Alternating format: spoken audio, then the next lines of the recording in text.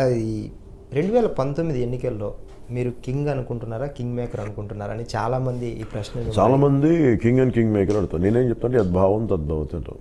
If you want be king maker you end up as a king. అంటే నేను అంటే first ఈ రెండు పదాలు నాకు నచ్చు, కింగ్ అండ్ కింగ్ మేకర్. మన ప్రజాస్వామ్యం, ఇక్కడ రాజులు లేరు, రాజ్యాలు లేరు, రాజ్యాలు నిలబెట్టే మనుషులు లేరు. ఇది వ్యవస్థ, ప్రజాస్వామ్య వ్యవస్థ. అందుకని కింగ్ అండ్ కింగ్ మేకర్ ఒక మన అందరూ వాడుక భాష ఉంది కాబట్టి నాకు వ్యక్తిగతంగా ఈ రెండు పదాలు నాకు నచ్చం.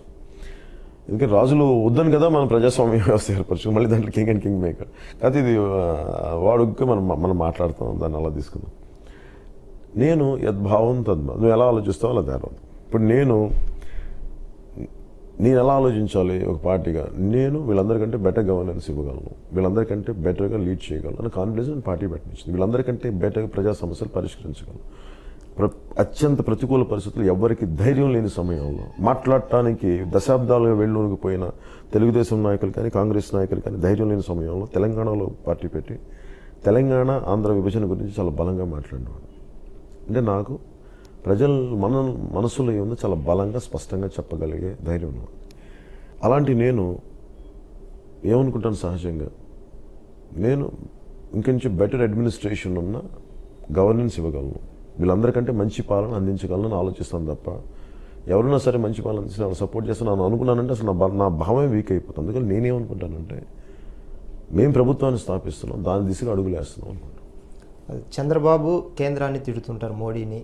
జగన్ గారు చంద్రబాబుని తిడతారు, మీరు ఇద్దరిని తిడతారు, అటువైపు మోడీని కూడా తిడతారు. అల్టిమేట్గా రాష్ట్రానికి సంబంధించినవి ఊరికి విమర్శలతోనే సరిపోతుంది, కానీ రాష్ట్రానికి ఏమీ సాధించలేకపోయామని ఒక ప్రజల్లో ఒక బలమైన బాధ. దాన్ని ఎలా చూస్తారు సార్? ప్రతి ఒక్కరు యాక్టివ్ పార్టిసిపెంట్స్ అవ్వాలి. వాళ్ళ అభిప్రాయం ఎలా తెలియజేస్తారు? ఇప్పుడు అందరూ కూర్చొని సోషల్ మీడియాలో అభిప్రాయం తెలియజేస్తే అవ్వదే. అందరూ కూర్చోబెట్టి ఇలా ఇప్పుడు నేను అందరిలాగా కూర్చోబెట్టి సోషల్ మీడియాలో నా అభిప్రాయం చెప్పలేదు, నా ట్విట్టర్ తీసుకున్న అభిప్రాయాన్ని అలా చెప్పట్లేదు. నేను బలంగా వచ్చి బయటకు వచ్చి మాట్లాడతాను. అలా బలంగా వచ్చి నేనంటే ఇష్టం ఉన్నా లేకపోయినా ఏదో ఒక అభిప్రాయాన్ని బలంగా మీరు చెప్పాలి. ఎలా చెప్పాలి? పేపర్లో చెప్తే సరిపోదు. లేదంటే మీరు వచ్చి ఏం చేయాలి?